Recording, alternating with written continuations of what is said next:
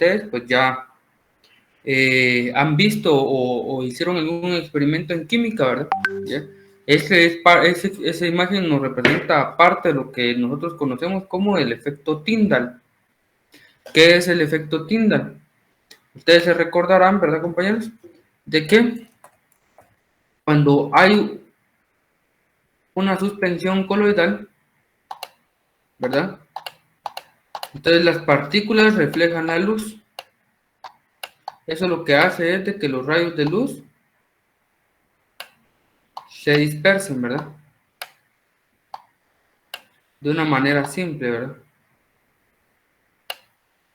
A eso lo conocemos como el efecto Tyndall. ¿Por qué les coloco yo la imagen esta, ¿verdad? De esa sustancia que ustedes ya conocen bien? Porque la espuma, ¿verdad? De esa sustancia es también un coloide, ¿verdad? Pero entonces, ¿qué es un coloide, compañeros? Un coloide es la composición o una solución, ¿verdad? Que contiene partículas sólidas que están en suspensión dentro de un fluido. Si ustedes ya llevaron, no recuerdo si se ve en física aplicada o en hidráulica, ¿verdad? Pero si ustedes ya llevaron algunos cursos, recordarán de que un fluido puede ser líquido o gaseoso, ¿verdad? Ambos son fluidos, ¿verdad? Entonces, ¿qué quiere decir eso? De que no solo existe los coloides no solo existen en suspensión acuosa, sino que también en suspensión gaseosa, ¿verdad? Eh, Algo también importante, ¿verdad, compañeros? Es de que una de las características de los coloides es de que se denomina coloide, ¿verdad? A esa suspensión y que esas partículas son características o forman coloides porque debido a su tamaño y debido a las características de fluido del líquido donde se encuentra, no son afectadas de la misma manera que a cualquier otra partícula más grande por el campo de la gravedad, ¿verdad? ¿Qué es lo que quiere decir? Bueno, que las partículas son tan pequeñas, ¿verdad? Y las características de viscosidad del fluido provocan de que se mantengan mucho tiempo en suspensión, ¿verdad? Al contrario, partículas más grandes, que lo que pasaría es de que por el campo de la gravedad y debido a que la fuerza de la viscosidad del fluido no es tan grande, se irían hacia la parte más baja del fluido, ¿verdad? Entonces, los coloides no tienen esas características. Ustedes se recordarán, por ejemplo, cuando vieron en Ecología 1 la metodología o el método para determinar la textura a través de el hidrómetro, conocido como método de Boyucus, ¿verdad? Entonces, ese método, ¿qué es lo que miden? Uno introduce el hidrómetro en la solución y el hidrómetro, ¿verdad? Debido a su forma, su característica, ¿verdad? Lo que hace es flotar según la densidad, ¿verdad? Entonces, mientras más partículas hay dentro de la suspensión, más denso va a ser el fluido. Entonces, ¿qué es lo que pasa? Si ustedes se recuerdan, la primera lectura uno le indica limos y arcillas, ¿verdad? Pero la primera lectura se toma, ¿verdad, compañeros?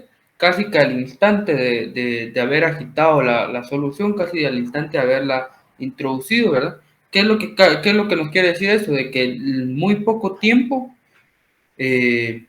hay que esperar para que las arenas se decanten y también no hay que esperar demasiado tiempo porque si no los limos se eh, comienzan a bajar hacia la parte más inferior del recipiente, ¿verdad? Entonces, en ese momento, lo que va a pasar es de que no los vamos a poder medir, ¿verdad? Y pues la segunda lectura, ustedes ya van a ver la parte de lo que son las arcillas, ¿verdad? Que son las que más persistieron en el tiempo dentro de la solución. Entonces, ¿qué es lo que nos quiere decir eso? De que esas arcillas son las que están formando coloides, ¿verdad? Son las que realmente forman coloides en suspensión, ¿verdad? Y además, ¿verdad, compañeros? Eh, Algo que no recuerdo si les mencioné, los que llevaron ecología conmigo, pero uno puede hacer una tercera lectura, ¿verdad, compañeros? Cuando uno ve el método de Boyucus, uno puede hacer una tercera lectura. ¿Qué le dice a uno la tercera lectura? Si hay arcillas muy finas, ¿qué es lo que quiere decir? De que hay algunas arcillas, ¿verdad? Que por características de meteorización son muy pequeñas, ¿verdad, compañeros? ¿Ya? De micras de diámetro, ¿verdad? Entonces, hay suelos que están muy degradados, ¿verdad? No degradados, están muy evolucionados, ¿verdad? Entonces, eso lo que quiere decir es de que hay arcillas, ¿verdad? Que tienen un tamaño muy pequeño, ¿verdad? Entonces, si nosotros hacemos una tercera lectura, podemos encontrar esas partículas en suspensión, ¿verdad? Son aún, tienen aún más propiedades coloidales que las arcillas como tal.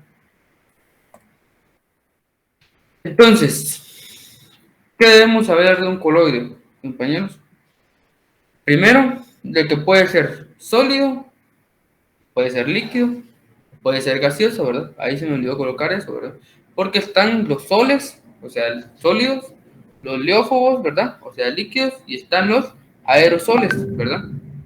Que son eh, coloides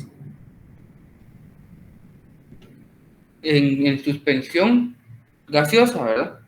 Entonces, por ejemplo, dentro de los soles, ¿verdad, compañeros? Entran los coloides del suelo, ¿verdad?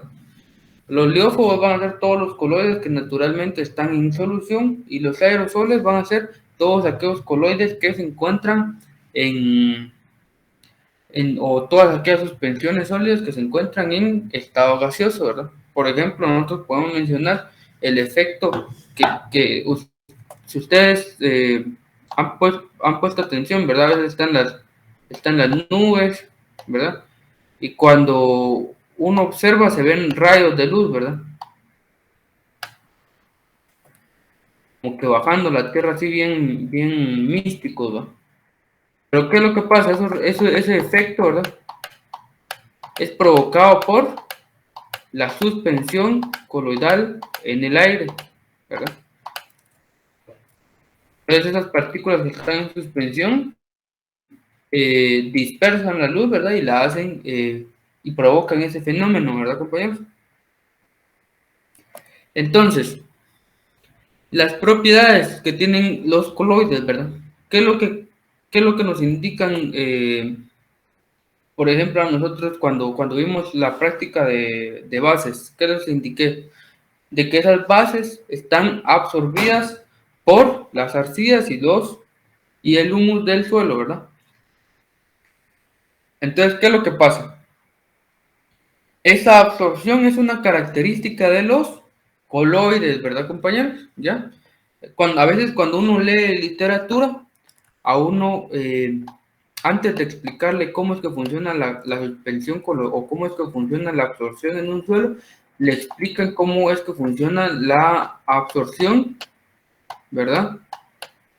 En una partícula de resina, que es muy similar, ¿verdad? Entonces a uno le explican de que la resina pues también tiene superficie específica, ¿verdad? Y esa superficie específica le da la capacidad de retener elementos, ¿verdad? Recordémonos, no sé si ya lo vieron en la clase, pero si no lo han visto yo se los voy a decir, ¿verdad, compañeros? Mientras más pequeña es la partícula, más superficie específica va a tener, ¿verdad? Parece ilógico, ¿verdad? Porque uno creería de que una partícula grande, ¿verdad? Debido a su perímetro va a tener más superficie específica, ¿verdad? Pero la superficie específica es realmente la superficie que es químicamente activa, ¿verdad? Entonces, vamos a ver por qué es que esa superficie específica se crea, ¿verdad? ¿Qué es lo que pasa? Por ejemplo, yo tengo una arena, ¿verdad? Y yo sé que mientras esa arena se va haciendo más pequeña y más pequeña y se va degradando y se va destruyendo, ¿verdad? va dando origen a partículas cada vez más pequeñas, ¿verdad? ¿Y qué es lo que genera esas partículas más pequeñas? Vamos a ver de que la ruptura de de esa arena, por ejemplo, lo que causa es de que se generen más aristas dentro de lo que son las estructuras cristalinas, ¿verdad? De los minerales. Y esa formación de aristas da lugar a una mayor probabilidad de que exista algo que se llama creación de cargas, que puede ser de diferentes formas, ¿verdad? Sustitución isomórfica, sustitución en capas basales, ¿verdad? Que vamos a verlo más adelante, ¿verdad? Y dentro de su manual están las diferentes formas también como se crean las cargas en el suelo, ¿verdad? Entonces, ¿por qué a uno le explican la absorción con una resina primero? Bueno, porque no es exactamente igual que en el suelo, pero sí es muy similar en el sentido de que los elementos debido a las cargas se adicionan. ¿Cuál es la parte diferente? Bueno, que los suelos tienen la característica que ya mencionamos anteriormente, la parte de la doble capa difusa, ¿verdad?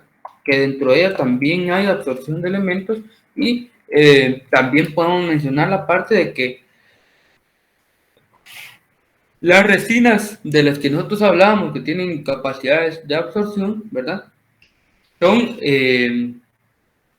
o no son, no tienen origen, ¿verdad? Igual que en el suelo. ¿Por qué? Porque no tienen el mismo origen, porque los procesos no son los mismos de formación de cargas, porque la resina eh, no siempre tiene una estructura cristalina, ¿verdad? Además de que la resina no, pues no tiene una formación o un origen como el del suelo, ¿verdad? Que es prácticamente la meteorización, ¿verdad? Entonces, pero la absorción, ¿verdad? Para que les quede claro, la absorción es una de las características de las arcillas, ¿verdad? De los humos por ser coloides y es de las más importantes que nosotros vamos a ver el día de hoy, ¿verdad? Nosotros vamos a ver que dos son muy importantes para nosotros el día de hoy, ¿verdad? La absorción y los movimientos bornianos, ¿verdad, compañeros? El efecto Tyndall es un tipo de prueba, sirve para algunas determinaciones, pero no para la que vamos a ver hoy, ¿verdad? El efecto Tyndall en los coloides, por ejemplo, les puedo mencionar, ¿verdad? Tal vez más adelante vemos una metodología de esas, ¿verdad? Pero el efecto Tyndall en los coloides se utiliza, por ejemplo, para determinar elementos o moléculas o concentraciones utilizando un colorímetro, ¿verdad? Si ustedes, bueno, no sé si lo vieron o si lo están viendo o si lo van a ver, pero en bioquímica a uno le mencionan, por ejemplo, cuando uno le hablan de Seliwanov, cuando a uno le hablan de Biuret, eh, a uno le mencionan de que son, o bueno, no sé si se los mencionaron, pero la cosa es de que son eh, métodos colorimétricos para determinar moléculas, ¿verdad? ¿Qué moléculas? Carbohidratos, proteínas, ¿verdad? ¿Qué es lo que hacen?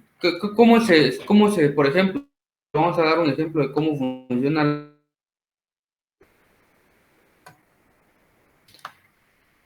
Uno tiene un colorímetro, que es un aparato, ahí les voy a tomar una foto de cómo es un colorímetro, o lo pueden buscar ustedes en internet, ¿verdad? Uno tiene un colorímetro y ese colorímetro tiene unos cubitos que son de cuarzo. ¿Por qué de cuarzo? Porque el cuarzo eh, tiene una mayor diafanidad, o sea que permite que pase la luz de una mejor forma, ¿verdad? Las ondas de luz. Entonces,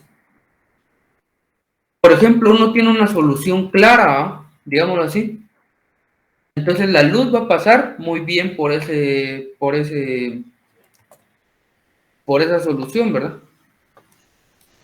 Y ¿qué es lo que pasa? Por ejemplo, si ustedes, bueno, si no han llevado bioquímica, les voy a explicar, ¿verdad? Vamos a explicarlo desde el inicio, ¿verdad? Vienen ustedes y le aplican una solución como lo es Biuret, por ejemplo, ¿verdad? El Biuret colorea esta solución según la concentración de proteínas que haya, ¿verdad?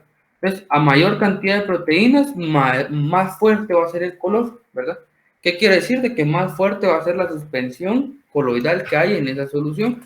¿Y qué es lo que pasa? Mientras más fuerte es el color, ¿verdad? Más va a dispersar la luz, ¿verdad? lo que a nosotros nos dicen es que va a dejar pasar menos luz. No es que deje pasar menos luz, es que la dispersa más, ¿verdad? Entonces da la apariencia de que la luz no pasa. Entonces, realmente es de que la luz está más dispersa, ¿verdad? Entonces, el aparato mide qué tanto la luz, ¿verdad? Se dispersa. Y a medida que uno ve esa dispersión, uno puede calcular la concentración, ¿verdad? ¿Ya? Entonces, esa es una aplicación del efecto Tyndall, pero tal vez la vemos más adelante cuando veamos algún método colorímetro. Eh, por ejemplo, en edafología, ¿verdad, compañeros? Casi no se les menciona, pero por ejemplo, en edafología, para determinar, por ejemplo, fósforo, boro, azufre, y hay metodologías también para determinar materia orgánica. Esa es materia orgánica, ¿verdad, compañeros? No es molibdeno. Para determinar esos elementos y la materia orgánica hay metodologías colorimétricas, así como también para determinar otros elementos, ¿verdad? Pero es más común para esos. Eh, tal vez veamos un poco de eso, ¿verdad? La electroforesis, pues es otra propiedad, ¿verdad, compañeros? También tiene que ver con la luz. Es un poco menos usada, sí se puede utilizar para determinar, por ejemplo, nitrógeno, pero vamos a ver de que es más práctico utilizar otras metodologías más adelante.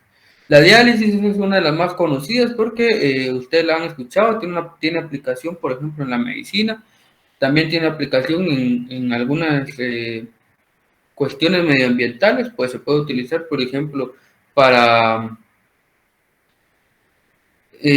purificar agua, ¿verdad, compañeros? Pero la cuestión es de que prácticamente únicamente es lo que, digámoslo así, es un proceso muy similar a la ósmosis, ¿verdad? Donde las partículas coloidales pueden transportarse de un lugar o de una parte de una membrana hacia otra, ¿verdad? Según un gradiente de variación. Pero lo que les mencionaba yo es de que principalmente las dos que más nos importan a nosotros son la absorción y los movimientos bornianos. Los movimientos bornianos, ¿qué son? Porque la absorción ya más o menos la explicamos. Si ustedes han escuchado acerca de esto, ¿verdad, compañeros? Son movimientos, ¿verdad? Totalmente aleatorios, que se da prácticamente dentro de eh, cualquier interacción entre átomos, ¿verdad? O sea, prácticamente en cualquier lugar, ¿verdad, compañeros?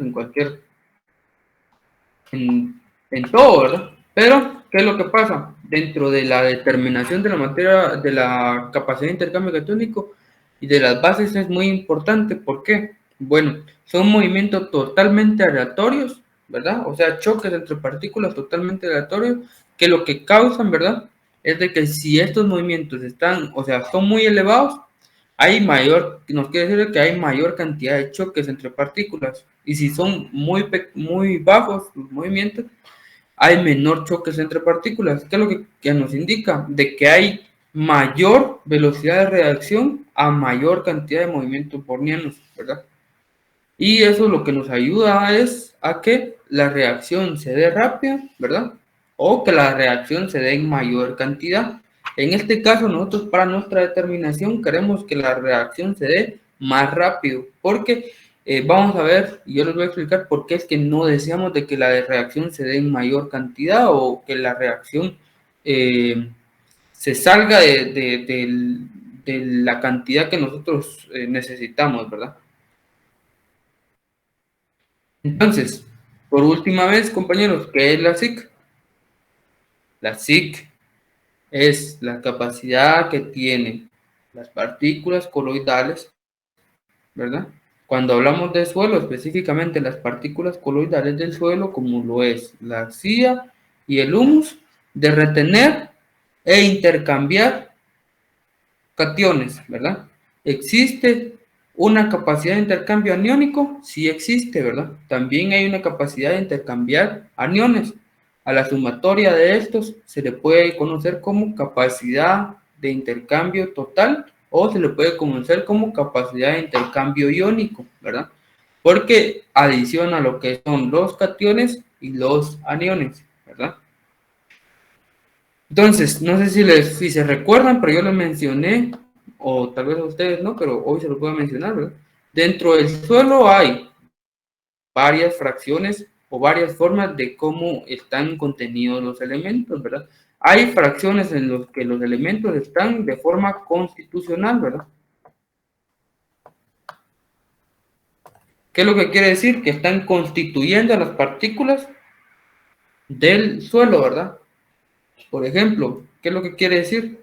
Ustedes saben de que una arcilla está compuesta, por ejemplo, muchas veces de silicatos, ¿verdad? En forma tetraédrica.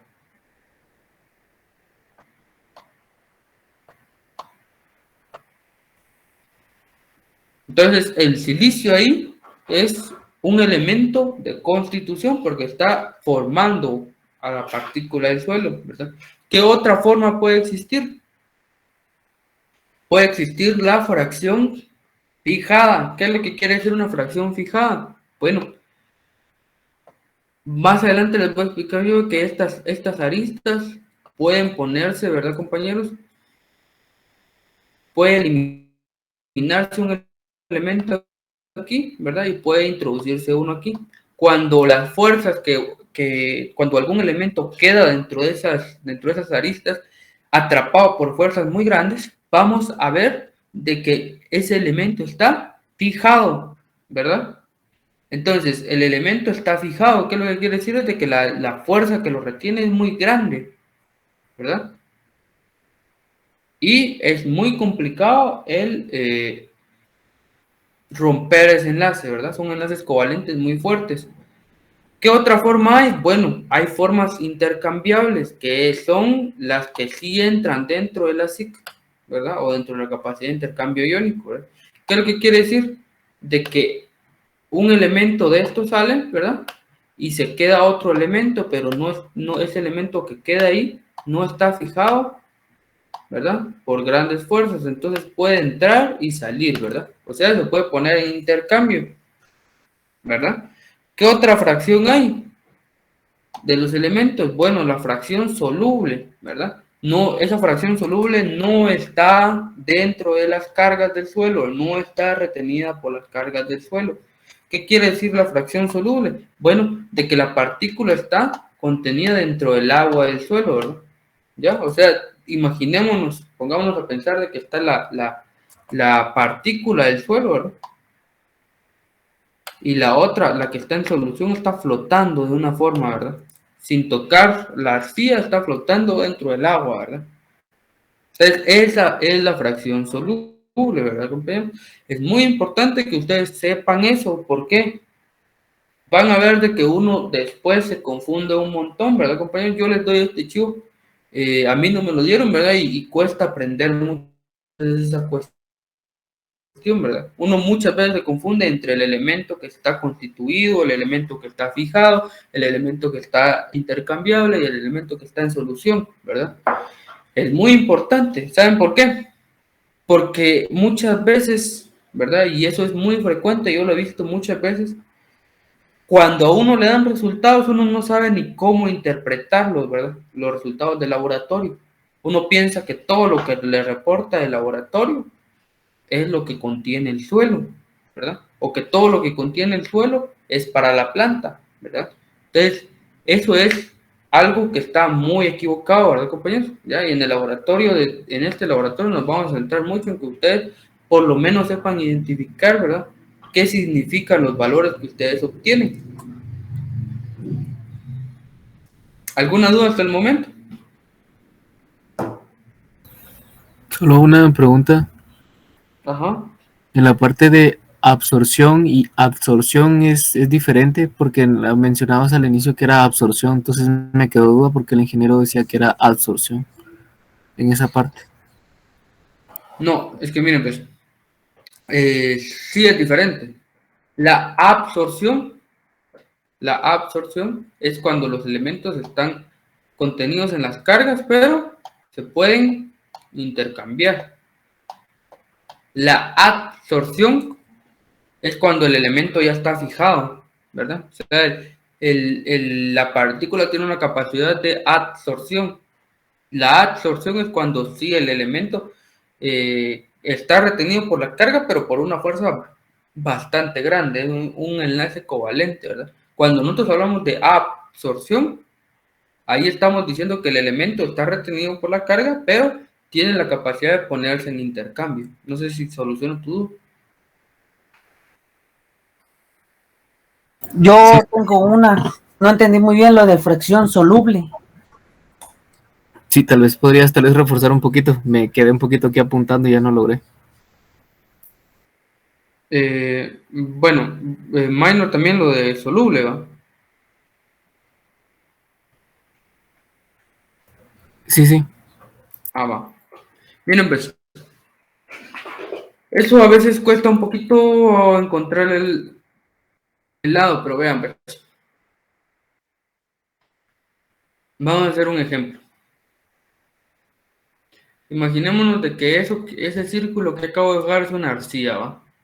Entonces, miren, pues, esa arcilla está constituida por un montón de estas partículas, miren. ¿Ya? Uno ve la partícula circular, uno ve el polvito, ¿verdad? Pero en realidad, si uno pudiera ver estas estructuras, ¿verdad? Ese polvito que uno ve está compuesto por miles de millones de estas formas, ¿verdad? Que son tetraedros y octaedros, ¿verdad? Entonces, ¿qué es lo que pasa? Imaginémonos, voy a hacer un triangulito aquí, imaginémonos, ese es el tetraedro, ¿verdad? ¿Ya? Entonces, dentro de ese tetraedro, ¿verdad? En la parte más central, ahí lo puede constituir por algunos elementos, ¿verdad? Por lo general es silicato, ¿verdad? Son silicatos, pero también hay arcillas que en la parte central tienen aluminio, hierro, manganeso o magnesio, ¿verdad? Ahí hay algunos ejemplos aquí. Entonces, hagamos de cuenta de que esta partícula está conformada únicamente por silicatos, ¿verdad? Entonces, los elementos que conforman, que están dentro de esta parte, miren,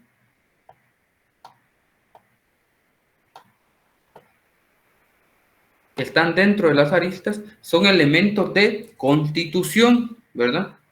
Entonces, ¿qué es lo que pasa? La arcilla va a tener una gran cantidad de cargas, ¿bien? ¿Ya? Pero van a haber cargas que lo que van a causar es de que se formen enlaces covalentes con algunos elementos. Por ejemplo, ¿qué elemento es uno de los que más se fija? Lo van a ver en la clase. El fósforo, ¿verdad? Entonces, el fósforo crea enlaces covalentes tan fuertes de que es muy difícil romperlo, ¿verdad? Entonces van a escuchar ustedes muchas veces de que ese fósforo se fija, ¿verdad? Entonces, imaginémonos de que este elemento que está aquí está fijado o está absorbido, ¿verdad, compañeros? ¿Ya? Bueno, entonces miren, pues aquí está absorbido, ¿verdad? Con D. Es que está, miren, pues aquí está, esto es absorción. Y para los que no recuerdan eso de la clase, también está la absorción.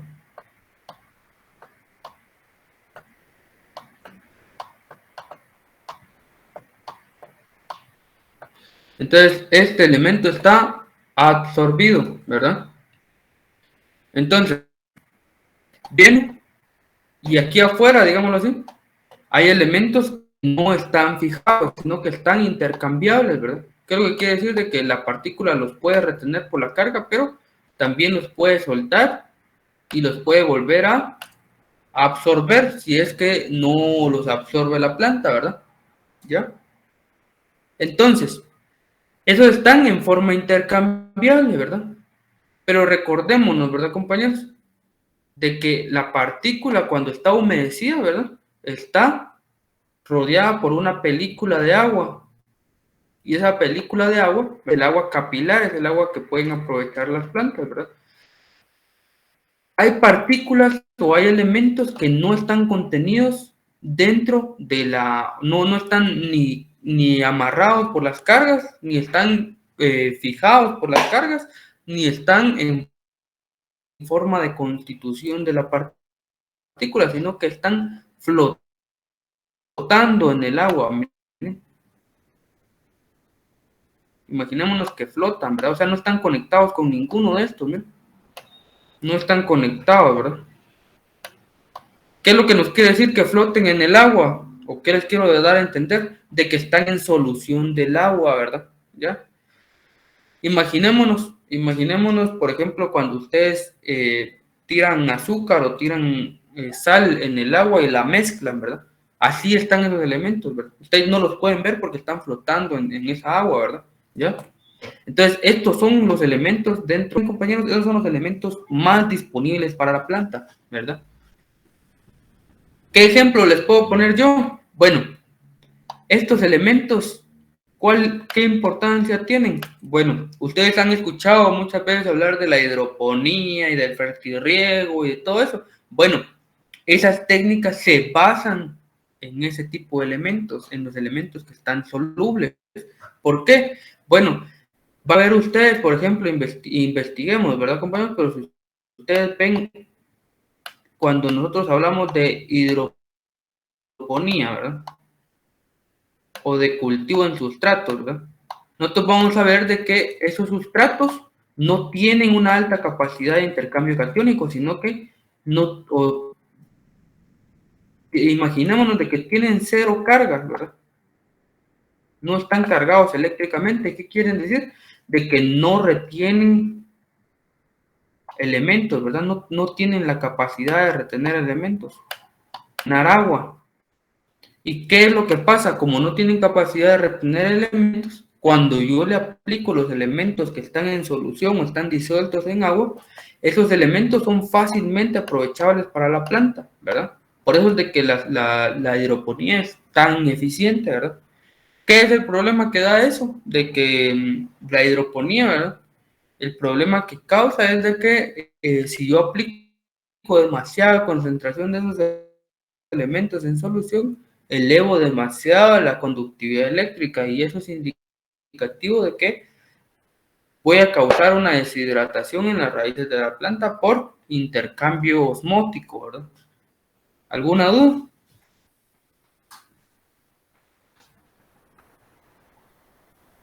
¿Compañeros? ¿Se podría decir que cuando es lo que queda en el agua, cuando hace contacto, o no?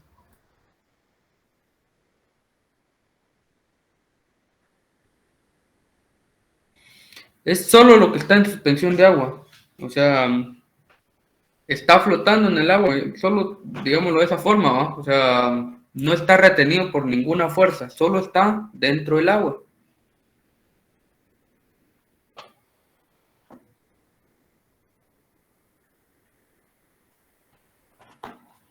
¿Alguna duda? ¿Ya no? Bueno, vean pues, las cargas en el suelo se originan principalmente de dos formas, ¿verdad? O en cualquier coloide, principalmente de dos formas: absorción y disociación. ¿Cuál es la diferencia? Miren pues, yo tengo, por ejemplo, en este caso, un tetraedro en el suelo, ¿verdad? Cuando nosotros hablamos de absorción, ¿qué es lo que pasa? Se puede absorber un elemento, ¿verdad? Imaginémonos que se absorbe el calcio, pero si yo tengo una carga negativa aquí, únicamente se va a neutralizar una carga positiva de mi calcio, pero ese calcio es bivalente, ¿verdad? Entonces, como se neutralizó una, aún queda una carga, ¿verdad?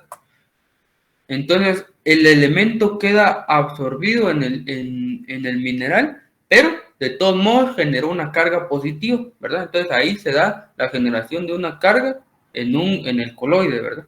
¿Cómo se crean por disociación? Bueno, esa es la que más nos interesa, ese es el origen de las cargas realmente de los coloides. yo tengo aquí un silicio, por ejemplo, ¿verdad? Y este silicio pierde un OH que está en algún vértice de su estructura, ¿verdad? Pierde un OH, ¿verdad? Y deja una carga negativa libre, ¿verdad? Entonces, cuando se perdió el OH, esa carga negativa, ¿verdad? Es la carga de la que nosotros siempre hablamos, que esa es la que retiene a los elementos, ¿verdad? Entonces, esa carga es la carga por disociación, ¿verdad? Porque se disocia la partícula elemental del suelo, ¿verdad? Entonces, coloides del suelo, ¿verdad? ¿Qué tipos de disociaciones hay en los coloides del suelo? ¿O qué tipos cómo se generan las cargas en los coloides del suelo, ¿verdad? En los coloides inorgánicos está la sustitución isomórfica, la descompensación de superficie, la disociación de capa basal y la fuerza o enlace electroestática, ¿verdad? Los voy a explicar todos de una forma sencilla para que ustedes lo logremos asimilar, ¿verdad? Vean, sustitución isomórfica. ¿Qué es la sustitución isomórfica? Mira, pues, si ustedes se dan cuenta, por ejemplo, pongamos de ejemplo estas partículas que están aquí, son arcillas de tipo 1,1 y de tipo 2,1, ¿verdad? ¿Qué quiere decir de tipo 1,1? Que tiene una capa tetraédrica y después una octaédrica, ¿verdad? 2,1 quiere decir que tiene una capa tetraédrica abajo, una octaédrica en el medio y una tetraédrica arriba, ¿verdad? Entonces, ¿cómo se da la sustitución isomórfica? Bueno, estas partes, miren estas arcillas, ¿verdad? Tienen bordes, ¿qué es lo que quiere decir? De que, por ejemplo, estas partes, miren, ya no tienen interacción con ninguna otra estructura cristalina, ¿verdad? Entonces, estas partes salen, ¿verdad? Se genera una carga donde ya se puede retener e intercambiar un elemento. Esa es la sustitución isomórfica. ¿Qué otra hay? Descompensación de superficie. Es muy similar a la sustitución isomórfica, solo que esta se da en lugares donde interaccionan las capas. ¿Qué quiere decir? En los lugares, por ejemplo, entre tetraedros y octaedros, o entre tetraedros y tetraedros, ¿verdad? O sea, octaedros y octaedros, ¿verdad? En esas partes que están interaccionando entre capas, ahí se da una descompensación de la superficie, se elimina un elemento que estaba ahí, se crea una carga, ¿verdad? Y esa carga descompensa la superficie, pero llega otro elemento, ¿verdad, compañeros? Y se posiciona ahí, ¿verdad? ¿Qué diferencia hay? Bueno, que la descompensación de superficie, como es una fuerza o como es una molécula más importante porque es parte de la estructura, genera una fuerza mayor, ¿verdad? O necesita una fuerza mayor, crea enlaces covalentes más fuertes, ¿verdad? Entonces, las partículas que están dentro de esas partículas, esas superficies descompensadas, están más fuertemente fijados, más fuertemente absorbidos, es la cosa. Disociación de capas basales. Cuando se disocia una capa basal, quiere decir de que el elemento que está en el centro, miren, el que le da la estructura, ¿verdad? El que le da forma a la partícula, ¿verdad? Nosotros hablábamos de que aquí en el centro puede estar el aluminio, el silicio, el hierro o el manganeso, ¿verdad? Una de estas partículas se pierde, miren. Entonces ahí debe de ingresar otra, ¿verdad, compañeros? Que neutralice la carga que generó esa. Esas partículas son las que se fijan fuertemente, ¿verdad, compañeros? Esas partículas sí quedan fuertemente fijadas, porque es la estructura o la parte más fundamental de la estructura de la partícula, ¿verdad? Todas esas son reacciones de óxido-reducción que se dan, son parte también de la meteorización de digámoslo así, de las arcillas y todo eso. Eso lo van a ver en la clase, o espero que lo vean en la clase. Y la fuerza o enlaces electrostáticos, estas son más sencillas, ¿verdad, compañeros? ¿Cómo se dan esas fuerzas o enlaces electrostáticos? Por ejemplo, yo les mencionaba la práctica anterior, ¿verdad? Imaginémonos de que estas partes tienen carga. Mira, aquí hay 3 cargas, ¿verdad? Entonces, aquí hay retenido un ion de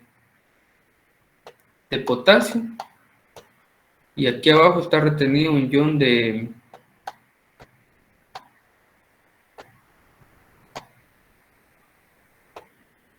magnesio, ¿verdad? Y en la parte del centro no hay retenido nada, pero siempre hay fuerzas electrostáticas, ¿verdad? Entonces, esa atrae a otra partícula, ¿verdad? Pero como la fuerza electrostática aquí no se neutraliza, por lo general, ¿verdad? Ni esta energía ni esta energía está totalmente están descompensadas, ¿verdad? Entonces, esta partícula que está aquí, ¿verdad? Puede causar de que también se generen más fuerzas. Entonces, se atraen, ¿verdad? Más partículas y ahí se generan fuerzas o enlaces electrostáticos, ¿verdad? Regálenme un minuto, compañeros. Ahorita regreso.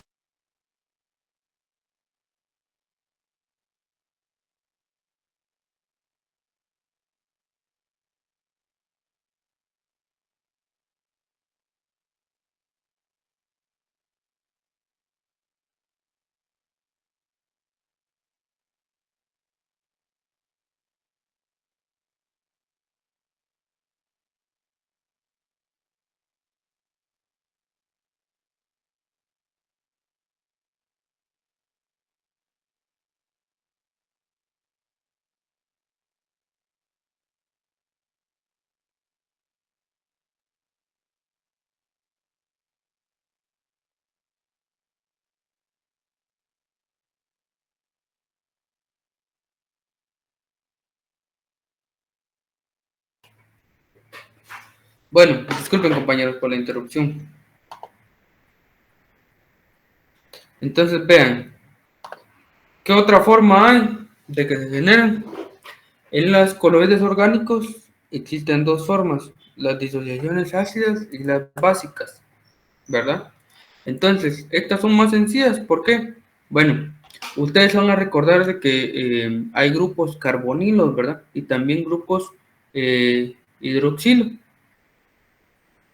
e hidróxido, ¿verdad? Entonces, ¿qué es lo que pasa?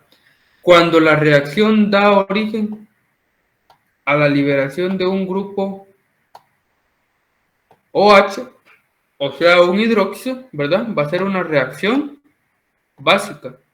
Y cuando se dé la liberación de un grupo hidróneo, va a ser una reacción ácida, ¿verdad? ¿Qué es lo que pasa? De que muchas de las partes, digamos así, de las aristas de la materia orgánica están conformados por grupos carbonilos, ¿verdad? Y esos grupos carbonilos dan origen a una liberación de un hidróneo, ¿verdad? Por eso es de que muchas veces a nosotros nos mencionan de que la reacción de la materia orgánica es una reacción ácida, ¿verdad? No es siempre, ¿verdad, compañeros? Hay algunos materiales orgánicos que pueden ser o pueden basificar, ¿verdad? Pero sí, sí, la mayoría son ácidos y de esa forma es como se generan sus cargas, ¿verdad? Como se sale un grupo hidróxido, ¿verdad? Entonces ahí se puede generar, ¿verdad? Una carga positiva. Y como sale un grupo hidróneo, se puede generar una carga negativa, ¿verdad?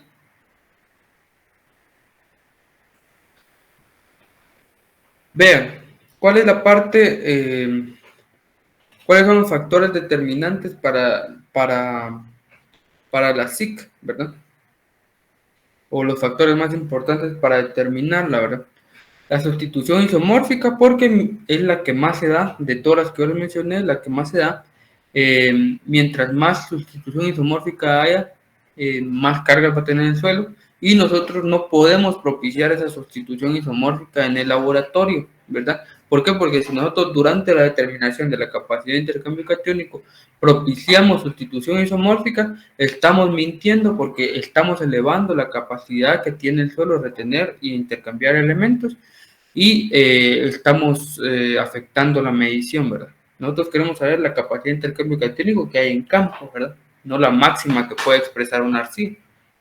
Aunque sí hay estudios de eso, ¿verdad? Que se llaman isotermas, isoyetas suelos.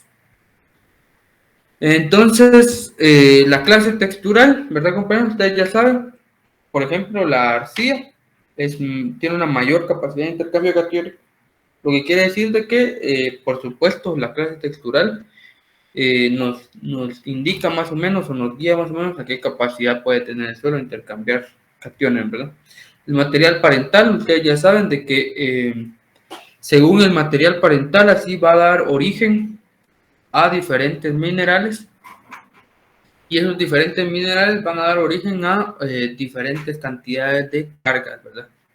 La energía en el sistema es importante, ¿por qué? Porque la determinación, dentro de la determinación de la capacidad de intercambio catiónico, van a ver ustedes de que es importante qué tanta energía tiene en el sistema, o sea, qué tantos movimientos bornianos propiciamos, ¿verdad? Y los tipos de arcillas y limos, porque eso va relacionado con el pH, ¿ve? ¿Por qué? Porque hay arcillas, yo les mencionaba que las arcillas de tipo 1,1, 2,1 y las halófanas son arcillas que dependen del pH. ¿Qué quiere decir? A pHs, a ciertos pHs pueden disminuir o aumentar la capacidad de cargas que tienen, ¿verdad? Entonces, eso va a depender también del tipo de arcilla que se dé. Quiere decir que también tiene que ver un poco con el material parental, ¿verdad? La materia orgánica humificada depende porque mientras ustedes saben que mientras más materia orgánica haya, más cantidad de cargas, porque la materia orgánica también aporta cargas, ¿verdad? Todos esos también son chivos que ustedes tienen que tomar en cuenta dentro de sus experimentos, porque si se dan cuenta, ustedes están experimentando con diferentes capacidades de intercambio catiónico y diferentes cantidades de materia orgánica, y sin querer están experimentando también con diferentes tipos de arcilla, porque cada uno lo va a hacer de diferente tipo de suelo, ¿verdad? Entre grupos, ¿verdad, compañeros? Porque entre individuos de un mismo grupo se supone que tienen un mismo suelo, a excepción de algunos que tienen permiso porque viven lejos, y otros que tal vez no hicieron ese procedimiento, pero bueno, eso ya no es problema de la metodología, y si va a ser tomado en cuenta, ¿verdad? Yo se los mencionaba en el avance, ¿verdad? ¿Qué importancia tiene determinar la capacidad de intercambio catiónico?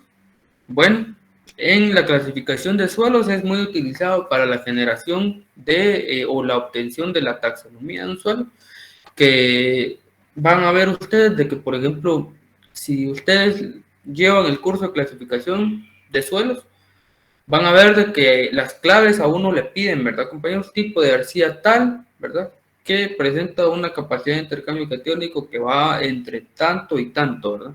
Entonces, son claves muy similares a las que se utilizan para plantas, muy similares a las que se utilizan para insectos, ¿verdad?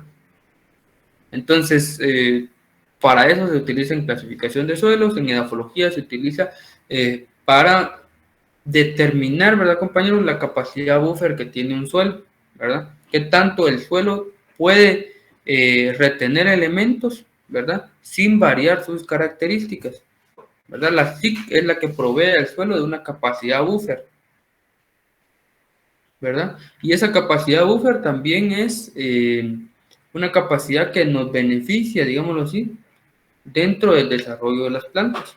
En fertilidad nos ayuda a determinar algo que en fertilidad se conoce como fertilidad potencial, ¿verdad? ¿Por qué potencial? Porque realmente la SIC no nos indica la fertilidad real de un suelo, o sea que tanto el suelo puede nutrir a una planta. ¿Por qué? Porque las SIC solo son la cantidad de elementos que puede retener e intercambiar el suelo, no es la cantidad real almacenada por el suelo de elementos, ni es la cantidad real de elementos que puede entrar en una planta, ¿verdad, compañeros? ¿Ya? Solo es la cantidad que puede retener e intercambiar, ¿verdad? Vamos a ver más adelante que hay una cuestión que se llama saturación de bases. Esa sí nos indica qué tantas bases, y sí sé, ¿verdad? Qué tantas bases están disponibles para la planta.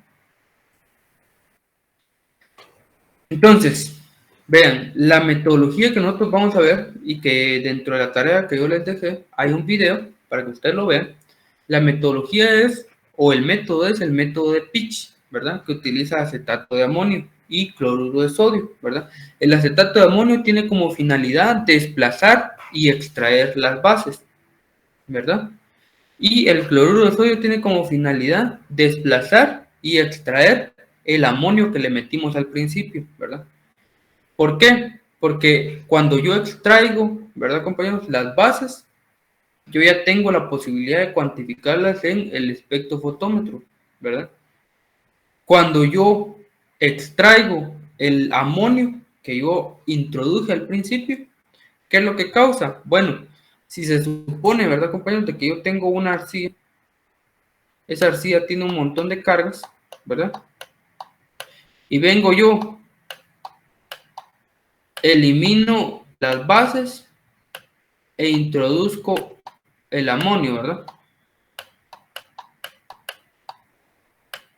Entonces, cuando yo eliminé la base e introduje el amonio, yo voy a tener un suelo totalmente saturado de amonio, ¿verdad? Se los voy a explicar en esta parte, aquí lo tengo mejor.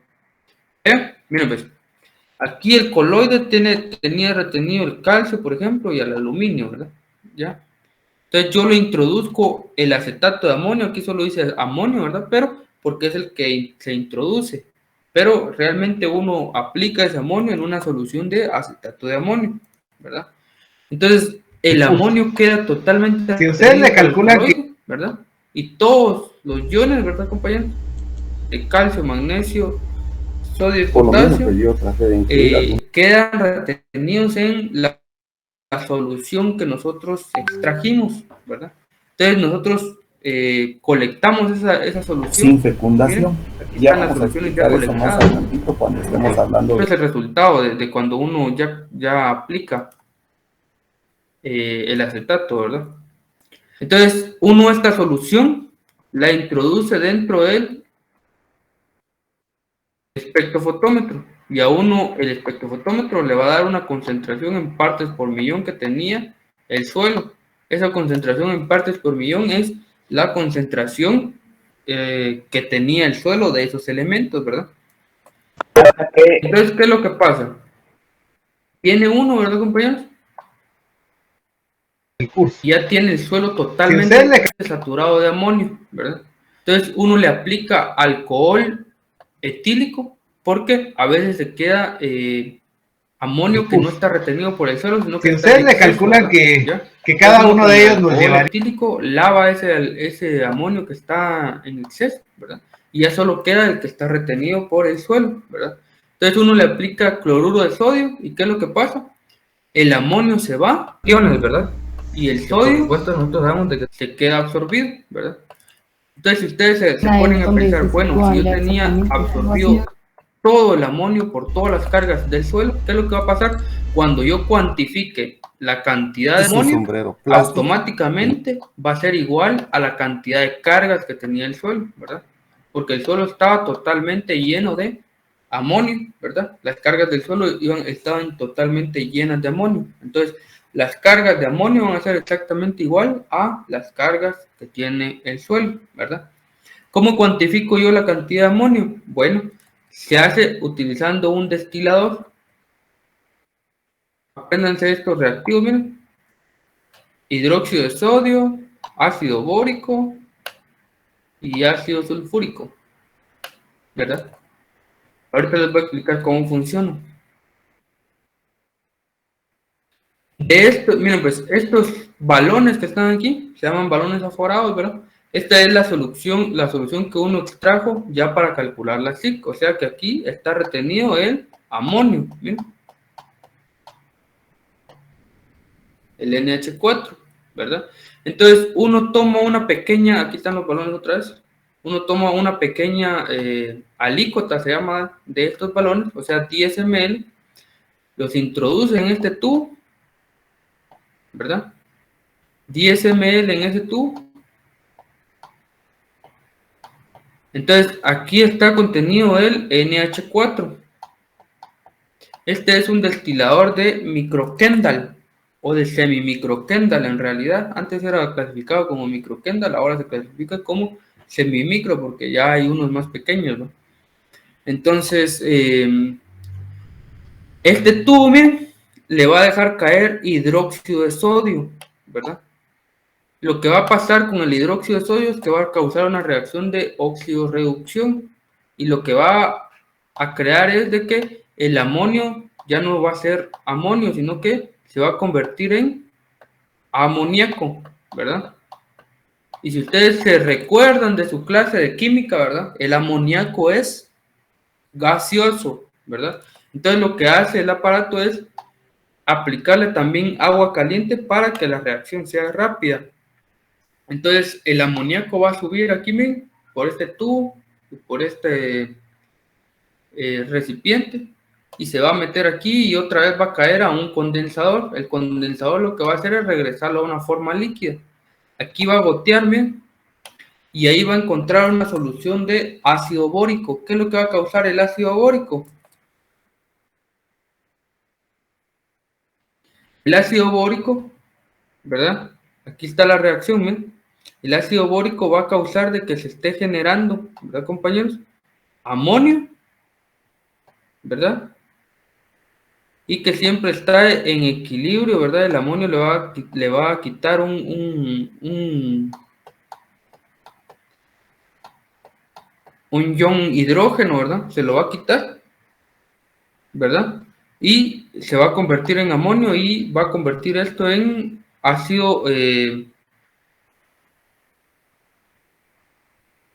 es una variación del ácido bórico, pero no me recuerdo el nombre, ¿verdad? Pero en realidad en solución se le conoce a eso como boratos de amonio, ¿verdad? Así es ácido borático, algo así es. Pero la cosa es de que se generan boratos de amonio, ¿verdad? Entonces, ¿qué es lo que pasa? Estos boratos de amonio, miren, como se está generando amonio ahí, lo que causa es de que de la crea sustancia una coloreada solución que nos da la ligeramente chota. básica, ¿verdad? Entonces yo le tengo que aplicar Sí, corazón, le escucho. Dime.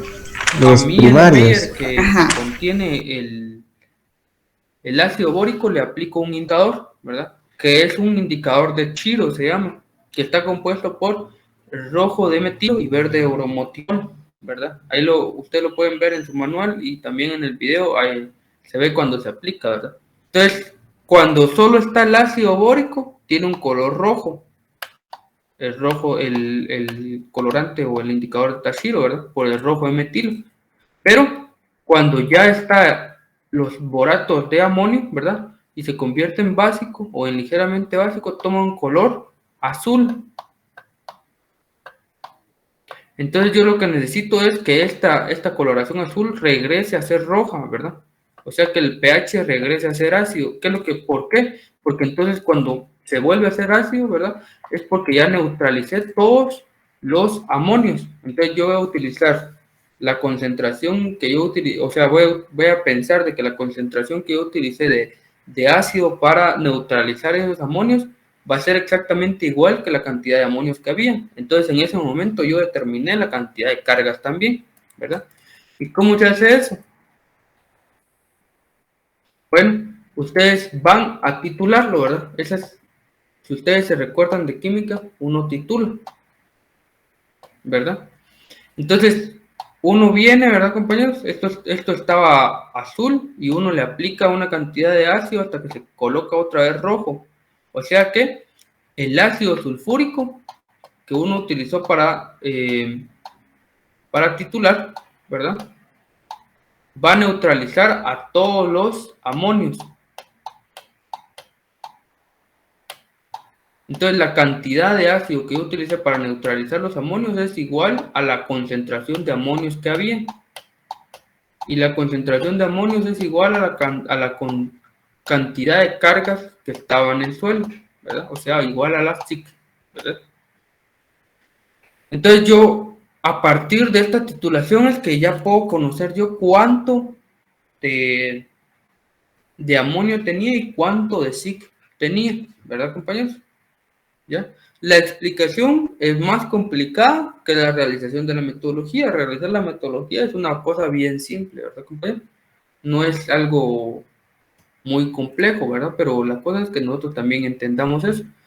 Este ácido sulfúrico se utiliza en una concentración de 0.02 normal, ¿verdad? Pero a veces se utilizan concentraciones de 0.019, ¿verdad? Normal, y hasta 0.018, ¿verdad? ¿Por qué varían? Bueno, porque a veces es difícil encontrar una concentración tan pequeña o hacer una concentración tan pequeña de una forma perfecta, ¿verdad, compañeros? Aunque a veces sí sale exactamente a 0.02 normal.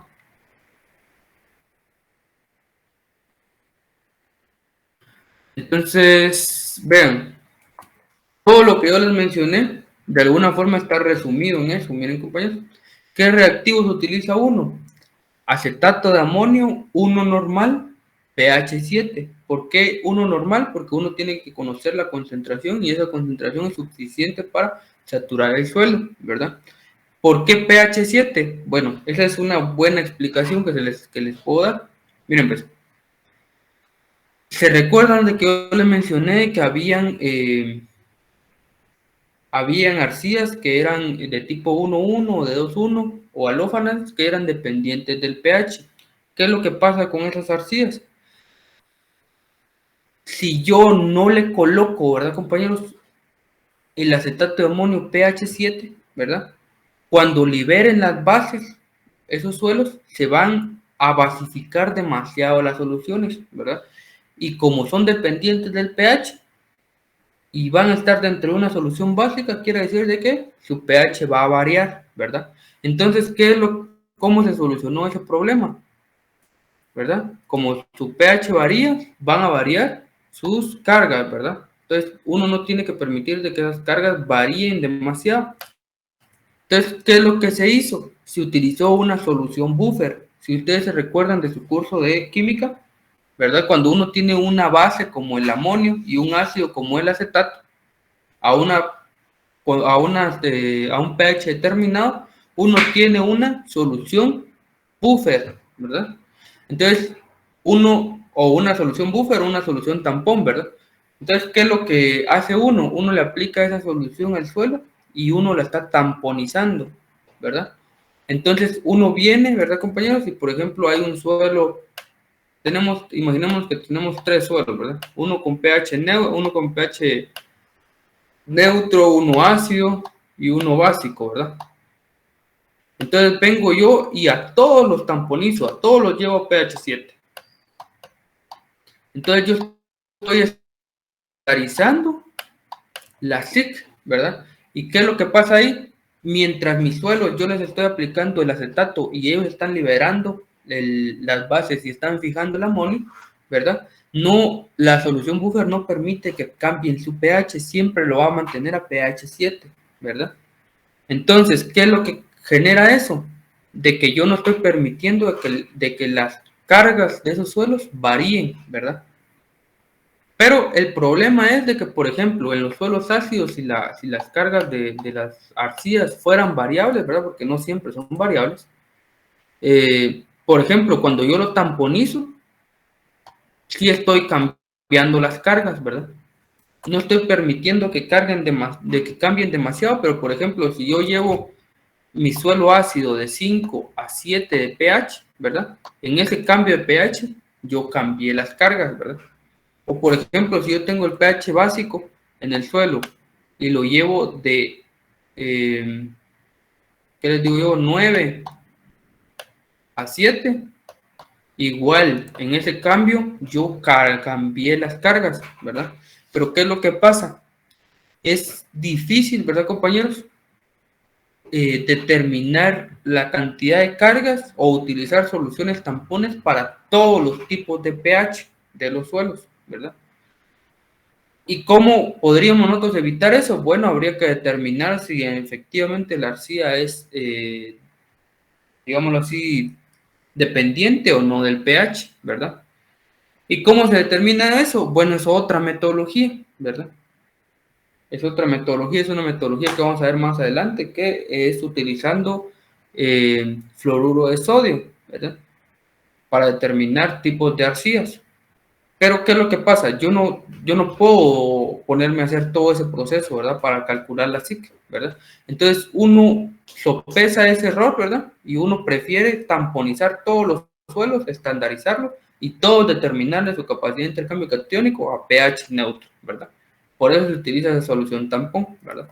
Lo demás es más sencillo, es como yo se los expliqué, el alcohol etílico al 95% se utiliza porque a veces quedan amonios que no se quedaron retenidos porque el suelo ya estaba totalmente saturado, ¿verdad? Y están en solución en el suelo, entonces uno lava esa solución, ¿verdad? Los elimina. El cloruro de sodio al 10% pH 2 se utiliza porque uno tiene que colectar ese amonio, ¿verdad? Entonces uno lo tiene que sacar ese amonio de las cargas del suelo, ¿verdad? Y entonces el pH 2 de esa solución, que es un pH ácido, causa de que se pueda dar ese intercambio de amonio, que salga el amonio y que entre el sodio, ¿verdad? Y el suelo quede saturado ahora de sodio y yo recolecté todo el amonio, ¿verdad? El hidróxido de sodio, el ácido sulfúrico y el ácido bórico, ya les dije yo para qué sirve, ¿verdad, compañeros? ¿Ya? Sirve para la destilación, ¿verdad? ¿Por qué se utiliza amonio, verdad, compañeros? Eso es algo que se me había pasado por alto explicarles. Miren, pues, se puede utilizar la metodología también con bario y con calcio, ¿verdad? ¿Qué es lo que pasa? El bario se sustituye en mayor cantidad que todos los elementos, es el ion que más acepta el suelo, ¿verdad? Aparte de que es caro, puede generar también una mayor cantidad de sustituciones isomórficas. Entonces yo estoy mintiendo dentro de mi capacidad de intercambio catiónico porque dentro de esa capacidad de intercambio catiónico yo creé más cargas, ¿verdad? Yo quiero determinar únicamente las cargas que el suelo tenía naturalmente, ¿verdad? ¿Qué otro se puede utilizar? El estroncio, ¿verdad? El estroncio da problema, ¿verdad, compañeros? Porque es contaminante, ¿verdad? Es muy difícil de manejar, ¿verdad? Entonces estos dos descartados por lo que ya les mencioné, ¿verdad? ¿Y cuál es el que me queda? Bueno, el amonio. No es difícil de manejar, se sustituye suficientemente bien, ¿verdad? No crea cargas o por sustituciones isomórficas, entonces se utiliza el amonio, ¿verdad? Y el que le sigue es el calcio, por eso es que otro que se utiliza es el calcio, ¿verdad, compañero? ¿Ya? Otro que se puede utilizar, pero tampoco es muy utilizado, ¿verdad? El más aceptado es el amonio, ¿verdad? En una solución de acetato de amonio, ¿verdad? Y si ustedes se dan cuenta, los que menos acepta el suelo es el sodio, ¿verdad? Pero el sodio nosotros lo estamos utilizando para eliminar el amonio, ¿verdad? Entonces ustedes podrían decir, bueno, pero si el amonio es más aceptado que en el suelo que el sodio, ¿cómo es que el sodio elimina al amonio de la solución al final? Bueno, es porque está en un pH más ácido, ¿verdad? ¿Ya? Entonces esa solución, ese electrolito fuerte, causa de que las fuerzas electrostáticas, ¿verdad? Puedan separar al amonio y pueda fijarse el sodio, ¿verdad? ¿Ya? Entonces, ¿qué necesitan ustedes para realizar la metodología? Ahí hay un par de materiales, ¿verdad? Tubos de agitación, un agitador mecánico, una centrífuga, un destilador de micro Kendall y balones de aforo, ¿verdad? La metodología de forma resumida, ¿verdad, compañeros? Bueno, te la voy a explicar mejor para que nos dé tiempo de terminar todo, ¿verdad? Bien, pues, uno pesa 5 gramos de suelo, ¿verdad? En una balanza. Esos 5 gramos de suelo uno los introduce en estos tubos, miren, estos son tubos de agitación y centrífuga. Entonces, uno llena hasta aquí, miren, 5 gramos, ¿verdad? Uno viene y le aplica primero el acetato de amonio, es el primero, ¿verdad? Entonces, el acetato de amonio lo que va a hacer es saturar al suelo de amonio y eliminar las bases, ¿verdad? Entonces, ¿cómo hace uno eso? Bueno, introduce esos tubos en un agitador mecánico, ¿verdad? Este agitador se mueve de lado a lado, ¿verdad? Y uno lo va a introducir durante 10 minutos, ¿verdad? ¿Qué tiene que ver eso, por ejemplo, con los movimientos bornianos que veíamos al principio? Bueno, esa agitación es para elevar la cantidad de movimientos bornianos que hay en el sistema, ¿verdad? Si yo, por ejemplo, utilizara para elevar la cantidad de movimientos bornianos temperatura, también yo estoy agregándole fallas a mi determinación. ¿Por qué? Porque el suelo tiene una capacidad de intercambio cationético a una temperatura definida por la cantidad de movimientos bornianos que hay, ¿verdad? Entonces, si yo caliento el suelo, estoy elevando la cantidad de movimientos bornianos, ¿verdad? Y yo sé que dentro de las características naturales de mi suelo, en la geotemperatura normal del suelo, no se dan esas temperaturas cuando, por ejemplo, de altas, ¿verdad? Cuando yo pueda calentar el suelo, ¿verdad? Entonces, por eso lo mejor es agitarlo nada más, ¿verdad? Para elevar la reacción, ¿verdad? Pero no crear mayor cantidad de cargas, ¿verdad? Entonces, yo después de que lo agito, ¿verdad, compañeros? Yo tengo mi tubo, ya lo agité, ¿verdad? ¿Y qué es lo malo? ¿Qué es lo que pasa con la agitación? De que va a quedar una solución, ¿verdad? Con todo el suelo en suspensión, ¿verdad? Pero como yo le quiero eliminar la parte únicamente líquida y la parte sólida dejarla, ¿verdad? Entonces yo lo meto a la centrífuga, ¿verdad? Durante 5 minutos a 1500 revoluciones por minuto. Entonces eso lo que va a causar es de que va a sedimentar el suelo y la parte líquida va a quedar arriba, ¿verdad? Entonces vengo yo y lo que hago es la parte líquida la abierto sobre este embudo que tiene un filtro, ¿verdad? Un filtro que se conoce como Gottman 1, ¿verdad? Esa es la clasificación según lo que deja pasar el filtro, ¿verdad? Gottman 1. Entonces, ese Gottman 1 lo que hace es de que si quedó un poquito de suelo en dispersión, lo captura, ¿verdad? Y únicamente deja caer la solución que yo extraje, ¿verdad? El proceso se repite 3 veces con el acetato de amonio, ¿verdad? O sea, 3 veces el suelo que a mí me quedó de la centrífuga, lo vuelvo a llenar de acetato de amonio, ¿verdad? El mismo suelo, lo vuelvo a llenar de acetato de amonio, lo vuelvo a quitar 10 minutos, ¿verdad? Lo vuelvo a centrifugar durante 5 minutos a 1500 revoluciones por minuto, ¿verdad? Y lo vuelvo a depositar aquí. Otra vez, ¿verdad, compañeros? La tercera vez, yo le aplico otra vez, siempre se le aplican 30 ml, ¿verdad? De acetato de amonio, lo vuelvo a agitar durante 10 minutos y lo vuelvo a centrifugar durante otros 5 minutos a 1500 revoluciones por minuto y lo termino de aplicar aquí, ¿verdad? Eso me va a dar resultado 90 ml, ¿verdad, compañeros? De extracto, se le llama eso, es un extracto, ¿por qué? Porque extrajo todas las bases, ¿verdad? Aquí adentro está contenido todas las bases, ¿verdad? Calcio, magnesio, sodio, potasio, ¿verdad? Algunas otras, pero principalmente se determina el calcio, el magnesio, el sodio y el potasio con esta metodología, ¿verdad?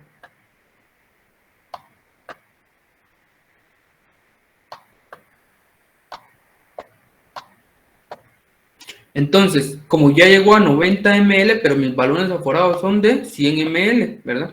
Entonces yo los aforo, les aplico 10 ml más, ¿verdad? Para que queden aforados a 100 ml, ¿verdad? Entonces, exactamente lo mismo voy a hacer yo con los otros dos reactivos, ¿verdad? La única diferencia es la que yo le voy a decir ahorita. Vengo yo, ¿verdad, compañeros? Al mismo suelo que yo antes le apliqué amonio, ahora le voy a aplicar alcohol, ¿verdad? Otra vez vengo yo, lo agito durante 10 minutos y otra vez lo centrifugo durante 5 minutos a 1500 revoluciones por minuto, ¿verdad? ¿Y qué? Ahora, lo que yo antes colocaba en estos balones, ahora lo voy a tirar, ¿verdad, compañeros? Solo lo tiro, ¿verdad? Bueno, responsablemente lo tiro a un recipiente para que el alcohol no se vaya al ambiente, ¿verdad? Entonces, eso lo repito yo otras 3 veces, así como les mencioné con el acetato, ¿verdad? Otras 3 veces, otras 2 veces, son 3 veces en total, ¿verdad? De las 3 veces se le aplica siempre 30 ml de alcohol, ¿verdad? Siempre se vuelve a agitar y siempre se vuelve a centrifugar, ¿verdad? La metodología es exactamente la misma, ahí van a ver ustedes que yo les repito eso en el video, ¿verdad? Y el cloruro de sodio se aplica otra vez exactamente igual sobre el mismo suelo, ¿verdad, compañeros? Después de que ya apliqué yo, después de que hice los 3 lavados yo de alcohol, le aplico ahora 3 lavados de cloruro de sodio, ¿verdad? exactamente igual, ¿verdad? Siempre con su centrifugada, siempre con su agitación, ¿verdad? Solo que ahora también vuelvo a recolectar esa solución, ¿verdad? ¿Vean? Ahí está. Estas son las recolecciones, ¿verdad? Y ahí lo que yo causé, ¿verdad? Es de que el sodio se absorbió en el suelo y yo extraje todo el amonio, miren. Aquí ya los balones están totalmente aforados, miren, a 100 ml, ¿verdad? Y siempre se utilizó el papel filtro, ¿verdad, compañeros? Entonces, ¿qué pasa con estos balones? Estos son de bases, ¿verdad? Como esos tienen todas las cargas, lo que yo debo de hacer, ¿verdad, compañeros? Es introducir esa solución en el espectrofotómetro. El espectrofotómetro me va a decir a mí qué concentración hay de cada uno de esos elementos, ¿verdad? Entonces, bueno, yo creo que ya les mencioné cómo funciona el espectrofotómetro, ¿verdad? Utiliza unas soluciones de referencia, utiliza una lámpara, ¿verdad? Esa lámpara y esas soluciones le dicen más o menos al aparato con qué comparar la solución que yo le estoy pidiendo que determine su concentración, ¿verdad? Lo único que tal vez yo no les mencioné, ¿verdad, compañeros? Es que en el caso de calcio y magnesio, ¿verdad? Como son iones bivalentes, se les aplica lantano, este lantano, miren, a la solución, ¿verdad? Tengo yo, ¿verdad, compañeros? Tengo mis balones, ¿verdad? Estos balones paso su contenido a un vasito, ¿verdad, compañeros? Un vasito de plástico, que son especiales. Esos vasitos, ¿verdad, compañeros? Deposito yo eh, lo que tenía de extracto en esos vasitos, ¿verdad? Y además leo en el espectrofotómetro todos estos elementos, miren, y esos elementos generan una curva, ¿verdad?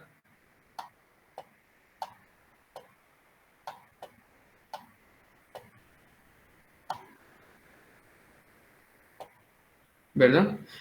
Entonces, ¿qué es lo que pasa?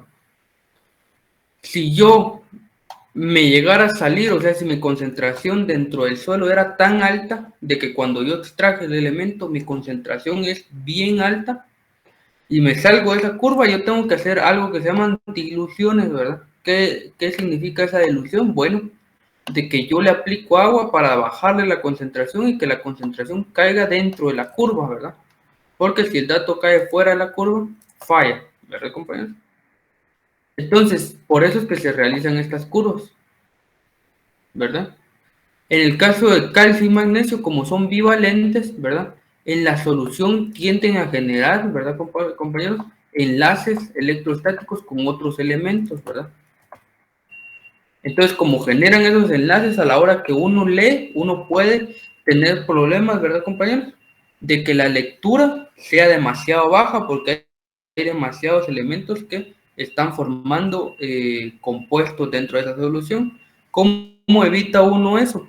Le aplica óxido de lantano, que es ese lantano que está ahí, ¿verdad? Ese óxido de lantano evita de que esas fuerzas electrostáticas se den, ¿verdad? Evita de que los elementos se adhieran entre sí, ¿verdad? Entonces elimina interferencias, ¿verdad? Entonces ahorita vamos a ver cómo es que se realizan los cálculos para ver esa parte, ¿verdad, compañeros? ¿Ya? Y la parte de la destilación ya se las expliqué con la titulación, ¿va? Miren pues, por ejemplo, ahí hay un análisis químico de suelo, ¿verdad? Entonces, ustedes pueden ver, ¿verdad, compañeros? Eso que dice tierra colorada y tierra oscura es la clasificación que trajo el propietario del suelo, ¿verdad? Es la clasificación que él quería que se expresara, ¿verdad? Ustedes pueden ver de que ahí dice la procedencia, ¿verdad, compañeros? Cuándo se ingresó el suelo, ¿verdad? Hay unos análisis físicos también, ¿verdad, compañeros? Esos ustedes ya los conocen, ¿verdad? Pero, ¿dónde están los datos que se determinan con la metodología de pitch? Aquí, miren. Yo se los voy a delimitar con dos líneas. Aquí están los datos que determina la metodología de pitch, ¿bien?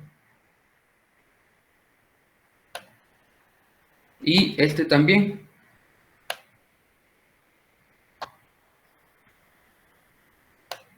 O sea que todos estos datos, miren, que yo estoy tachando ahorita, se determinan de otra forma, ¿verdad? Con suerte vamos a ver cómo se determinan los demás, ¿verdad? Si no, vamos a ver solo un par.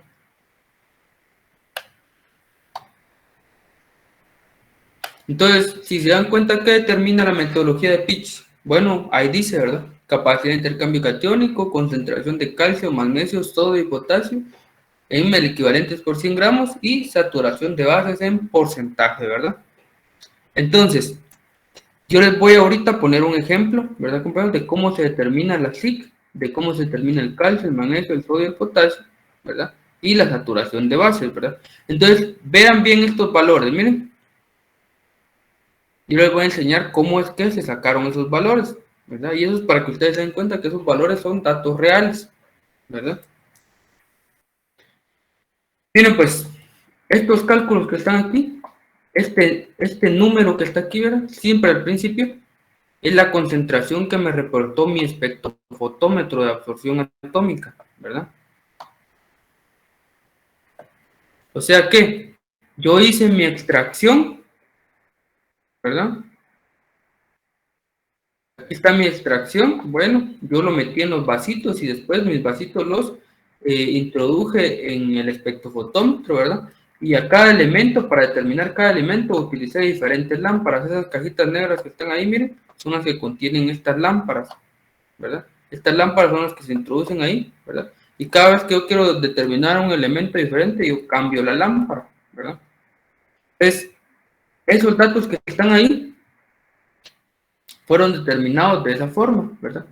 Entonces, la concentración que me da mi espectrofotómetro no es la concentración que tenía el suelo, es la concentración que tenía la solución que yo extraje del suelo. Entonces, yo tengo que traducir ese valor, pasarlo de la concentración en una solución, pasarlo a la concentración en el suelo directamente, ¿verdad?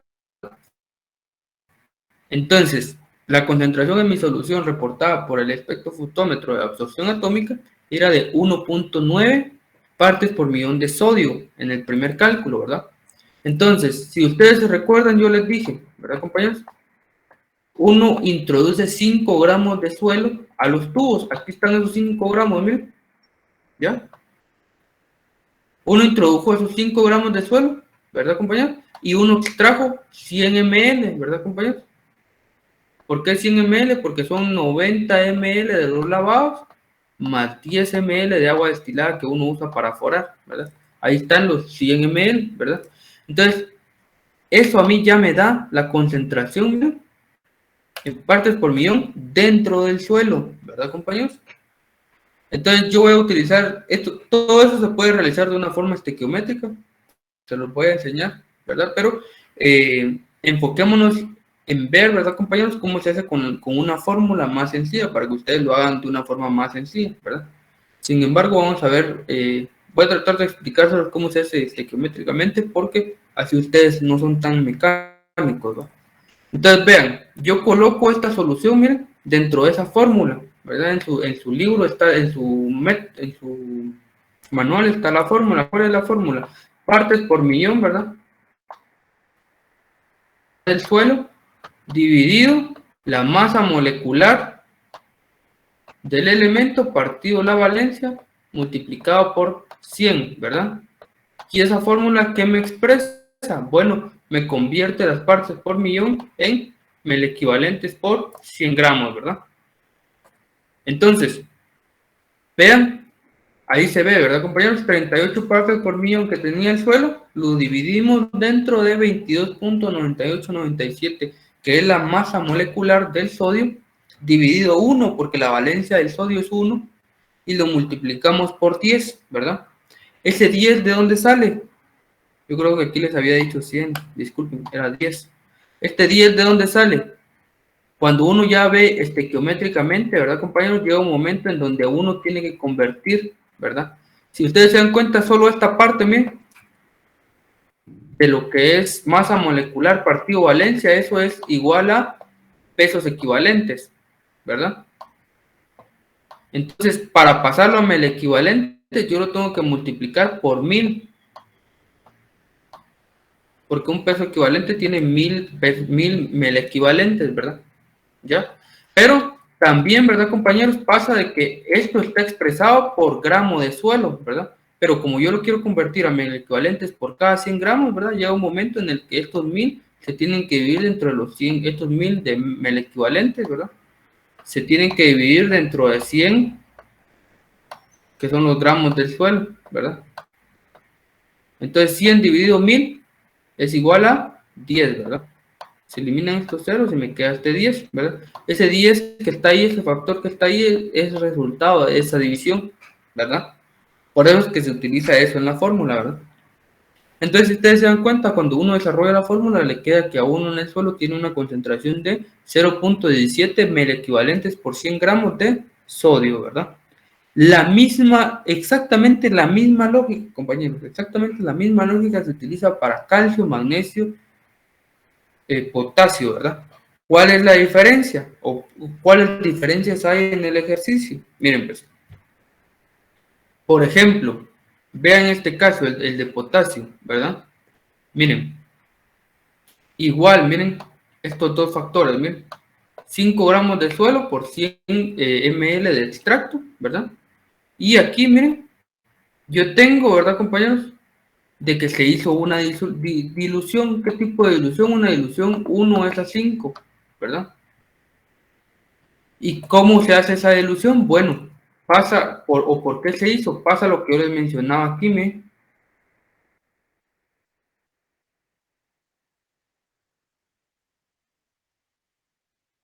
si mi dato, ¿verdad? Si el dato que yo estoy calculando está fuera de la curva porque está demasiado concentrado en el suelo y también demasiado concentrado en el extracto, ¿verdad? Está fuera de la curva, yo tengo que diluir esa concentración para que entre dentro de la curva, ¿verdad? ¿Ya? Entonces, ¿qué voy a hacer yo? Por ejemplo, en este caso lo que hicieron es, que para diluir ese elemento, se le aplicó 5 ml de agua destilada, ¿verdad? A 1 ml del extracto, ¿verdad? Por eso es que es una relación de 1:5, ¿verdad? Entonces, aquí yo tengo, ¿verdad, compañeros? Estos son ml de extracto y elimino ml de extracto, ¿verdad? Y me queda concentración, ¿verdad, compañeros? Ya con la disolución, ¿verdad? Entonces, lo único que estoy diciendo ahí yo ahí es de que la concentración que me reportó mi espectrofotómetro estaba 5 veces más concentrada, por eso que se multiplica por 5, ¿verdad? Entonces tenemos 200 partes por millón, ¿verdad? Entonces esas 200 partes por millón ya se meten dentro de la fórmula que yo les había indicado para convertirlas a melequivalentes por 100 gramos y me da, ¿verdad, compañeros? Un resultado de que tengo 200 partes por millón dividido 39.083 de masa molecular del potasio dividido 1, ¿verdad? Por 100. Entonces, eso me da igual a 0.57 0.51 melequivalentes por 100 gramos en el suelo, ¿verdad? Ahora, ¿qué pasa con el calcio y el magnesio? Ojo aquí, ¿verdad? Yo les dije, siempre al calcio y al magnesio se les aplica lantano porque son bivalentes, ¿verdad? Siempre, siempre. ¿Y cómo se les aplica lantano? En una relación de 1:25, ¿verdad? Cuando hagan su hoja, recuérdense de eso, ¿verdad, compañeros? Porque hay quienes después me preguntan, pero mira, el calcio y el magnesio no se les aplica lantano si no están muy concentrados, ¿va? Si no nos decís, no hay que aplicarlo. Si yo no les digo que hay que aplicarle el lantano es porque es parte de la metodología, ¿verdad, compañeros?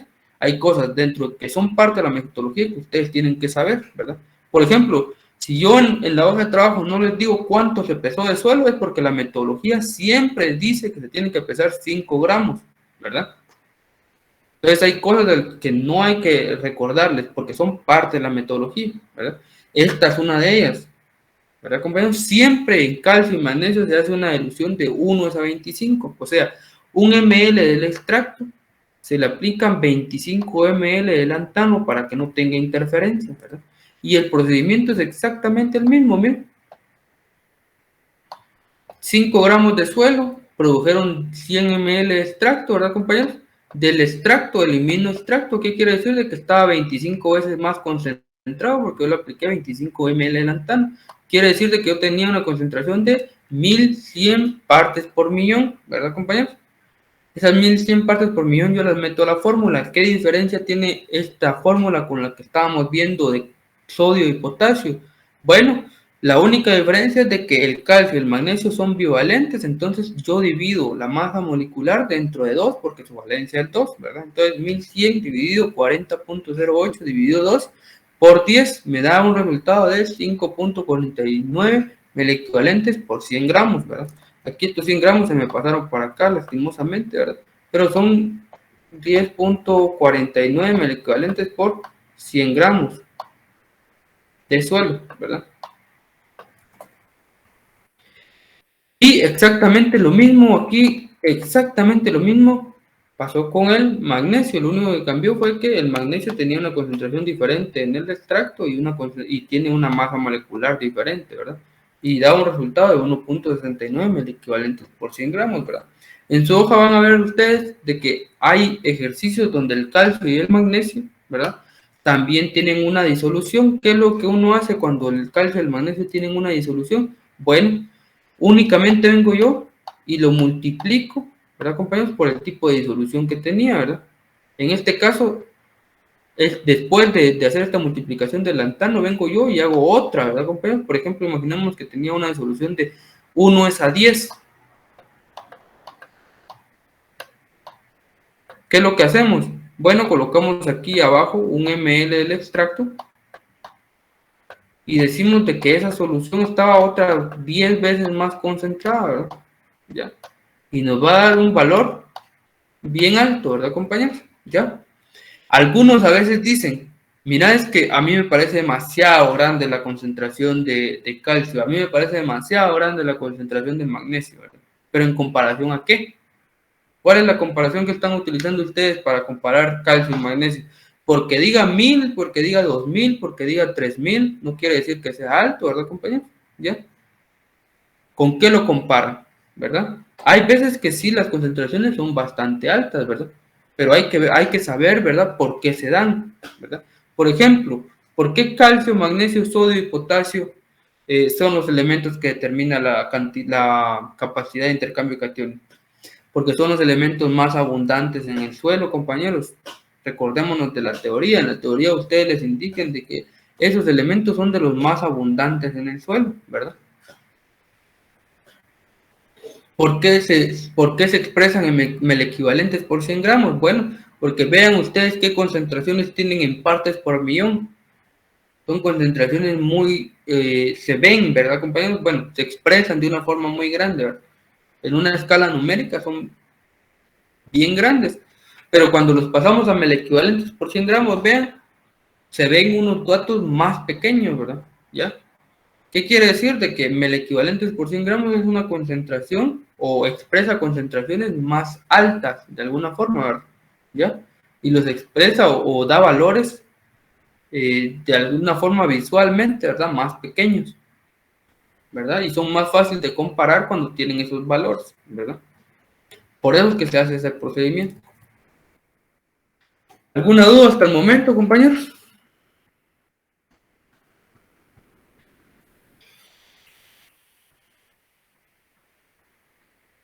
Todo bien. Todo bien.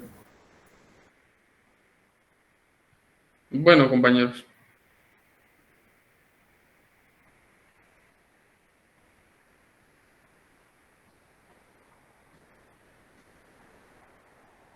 Esperen un momento. Bueno, miren, pues, cuando uno determinó la cantidad total de bases, a uno le toca ver la parte de lo que es la saturación de bases. ¿Qué es la saturación de bases? Miren, pues, esta SIC todavía no les he explicado el cálculo, ¿verdad? Pero es la SIC. Miren, todos los valores, se me había olvidado mencionarles, todos los valores que están aquí, miren, compárenlos con los que están aquí, son los mismos, ¿verdad? En esta parte, miren, en la parte de arriba. Y aquí está la SIC que tenía ese suelo, miren. O sea, la cantidad total de cargas que tenía ese suelo, ¿verdad? La cantidad total de cargas, pero que son intercambiables, ¿verdad? No solo cantidad de cargas total, ¿verdad? Entonces, ahí está la SIC. Todavía no les he explicado cómo se calcula, pero en un momento se lo voy a explicar. Pero miren, pues, uno viene y determina, miren, aquí están las bases, todas las bases, miren, uno hace la suma de esas bases y lo divide dentro de la SIC, ¿verdad? ¿Qué es lo que quiere decir? De que la saturación de bases es la cantidad de cargas que están ocupadas por las bases, ¿verdad? Entonces ahí me da de que tengo 33.69% de la SIC ocupada, ¿verdad? O sea, el 33.69% de las cargas que están disponibles para almacenar e intercambiar elementos está ocupada por el calcio, el magnesio, el sodio y el potasio, ¿verdad? Esa es la saturación de bases, ¿verdad, compañeros? Ahí lo único que me faltó en esa fórmula es de que se multiplica por 100, ¿verdad? Porque eso les hubiera dado un dato decimal, ¿verdad? Entonces, ¿qué es la saturación de bases de forma aritmética? Bueno, la sumatoria de todas las bases, ¿verdad? La sumatoria de todas las bases intercambiables dividido la capacidad de intercambio catiónico, y la interpretación en la que ya les dije yo, es el porcentaje que están ocupando las bases intercambiables dentro de la cantidad total de cargas que puedan retener e intercambiar elementos, ¿verdad, compañeros? Si yo les repito lo de retener e intercambiar elementos es porque yo quiero que a ustedes se les quede, ¿verdad? No quiero que en algún corto, en un examen, ustedes vengan y digan capacidad de almacenar elementos, ¿verdad? No, porque es capacidad de almacenar e intercambiar elementos, ¿verdad, compañeros? Esa es advertencia. Y bueno, otra variable que se puede calcular es la CICE, ¿verdad? ¿Qué es la CICE? Se le conoce como capacidad de intercambio catiónico efectiva, o sea, son los iones o la sumatoria de los iones que realmente tienen interacción en el suelo, ¿verdad? O sea, no toma en cuenta las cargas, sino que únicamente la cantidad de elementos que pueden ser intercambiados, ¿verdad? Entonces, miren, pues, aquí la cuestión es mucho más fácil. ¿Por qué? Porque solo se suma, no hay que hacer ninguna otra operación, solo se suma el calcio, el contenido de calcio, el contenido de magnesio, el contenido de sodio, el contenido de potasio y el contenido de aluminio e hidrógenos e intercambiables. Esto ustedes todavía no lo conocen, cómo se hace. Yo se los voy a explicar más adelante, ¿verdad? Pero les quiero decir de que eso se le conoce como acidez intercambiable, ¿verdad? ¿Qué quiere decir? De que el aluminio y el hidrógeno provocan acidez, ¿verdad? Pero provocan acidez porque también están en el complejo de intercambio. Y eso se determina cuando el suelo tiene un pH menor a 5.3, ¿verdad? Veamos el pH que tenía ese suelo, miren. 4.3, entonces por eso que se les determinó ese contenido, ¿verdad? Entonces cuando uno hace la CICE, uno tiene que sumar calcio, magnesio, sodio y potasio, y si no hay aluminio y hidrógenos intercambiables, no se suman, no se toman en cuenta. Si sí hay, sí se toman en cuenta, ¿verdad, compañeros? Y a nosotros nos da que la CICE de ese suelo es de 7.96 miliequivalentes por 100 gramos, o sea, la cantidad de elementos que están teniendo interacción realmente, intercambio, son 7.96 miliequivalentes por 100 gramos de suelo, ¿verdad? Esa es la CICE, ¿verdad? Siempre recordarles, ¿verdad, compañeros? Así como en matemáticas, uno no puede sumar peras con manzanas. ¿Qué quiere decir eso? De que si yo tengo una concentración en partes por millón, yo no la voy a sumar con una que tiene melequivalentes. Primero tengo que convertirlo todo a melequivalentes y después ya los puedo operar. La capacidad de intercambio catiónico también es un cálculo bien fácil. ¿Cómo se determina? Miren, pues, la fórmula es ml de ácido sulfúrico gastado, que es el ácido sulfúrico que se utiliza para titular, ¿verdad? En este caso se gastó 8.5 ml para titular la muestra, ¿verdad? Entonces, esto que dice NH2SO4 significa normalidad del ácido, ¿verdad? ¿Qué quiere decir la normalidad, la concentración? La normalidad aquí es de 0.02, pero ya les dije yo que puede variar, no siempre es 0.02 porque no siempre es exacto, ¿verdad? Y lo demás, pues es sencillo, es lógica, ¿verdad? ¿Por qué? Porque aquí están los 10 ml que yo les dije que se utilizaba de alíquota, y aquí están los 100 ml del extracto total, ¿verdad? Aquí están los 5 gramos de suelo que se utilizaron para la metodología, y estos 100 gramos de suelo, estos 100 gramos que están aquí son para convertirlo a mel equivalentes por 100 gramos, ¿verdad? Entonces me da de que la SIC de ese suelo, no es específicamente el mismo suelo que estábamos viendo antes, pero la SIC de ese suelo es de 34 mel equivalentes por 100 gramos, ¿verdad? ¿Qué fórmula es la que se está utilizando aquí? Es una fórmula que ustedes vieron en química, ¿verdad? Volumen 1, que es el volumen del ácido, por concentración 1, ¿verdad? La multiplicación, ¿verdad? Es igual a volumen 2 por concentración 2, ¿verdad? ¿Cuál es la concentración que yo quiero conocer? La concentración 2, ¿verdad? Es esta, ¿verdad? Entonces, ¿verdad, compañeros? Ustedes solo despejan, ¿verdad, compañeros? Y ahí es donde ya tienen ustedes, por ejemplo, resuelta esa ecuación, ¿verdad? Para calcular lo que es la concentración 2, porque el volumen 2 ya lo conocen. ¿Cuál es el volumen 2? La cantidad que ustedes utilizaron para realizar la metodología, ¿verdad? El volumen de alíquota y de dónde sacaron esa alíquota, ¿verdad? De los 5 gramos de suelo, ¿verdad? Entonces, esa es la explicación de dónde sale la capacidad de intercambio catiónico, ¿verdad? Bueno, yo les había dicho de que cuáles eran las fases que tienen elementos en el suelo. Entonces, ¿qué fases son las que determinan la capacidad de intercambio catiónico por el método de Pitch? Bueno, son las fases que contienen cargas, o sea, las fases contenidas en las cargas del suelo, o sea, en la fracción intercambiable, las que se contienen dentro de la doble capa difusa, porque nosotros vimos la vez anterior de que la doble capa difusa también es parte de, digámoslo así, de los elementos que están contenidos en el suelo e intercambiables, ¿verdad?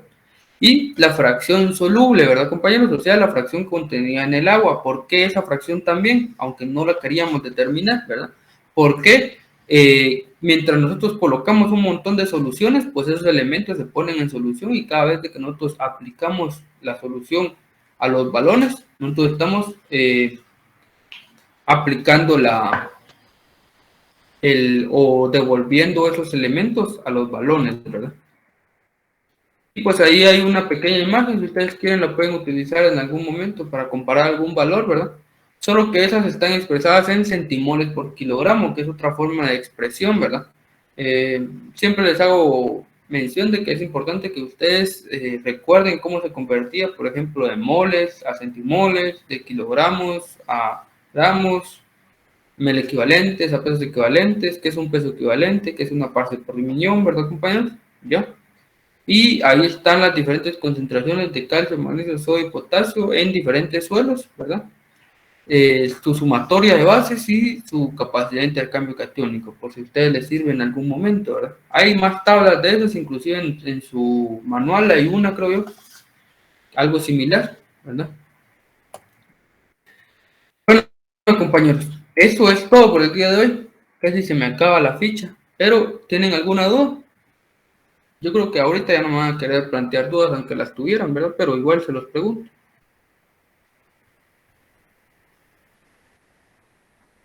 Estamos bien. Estamos bien. Bueno, esperemos de que sea cierto, ¿verdad, compañero? Entonces, bueno, yo tomé un par de asistencias en forma de captura mientras yo fui hablando, ¿verdad, compañeros? Algunos se salían, entraban, pero igual lo vamos a corroborar con el nombre y número de carnet que ustedes manden ahorita, ¿verdad, compañeros? Al chat de la reunión, ¿verdad? Entonces, si ya mandaron eso y no tienen ninguna duda, pues se pueden retirar, ¿verdad, compañeros? Siempre les encargo que si tienen problemas con el internet, que me avisen, porque yo corroboro las asistencias que paso a mitad del curso, a mitad del laboratorio, con las que paso al final, ¿verdad? Solo eso, compañeros. Gracias, feliz tarde.